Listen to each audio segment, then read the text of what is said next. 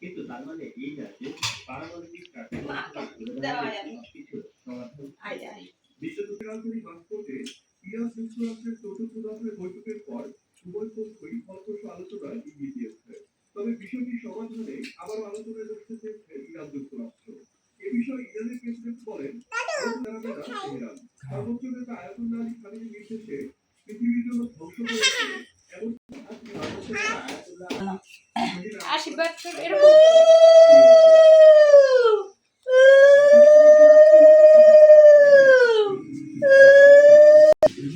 হাজার করো। হ্যাঁ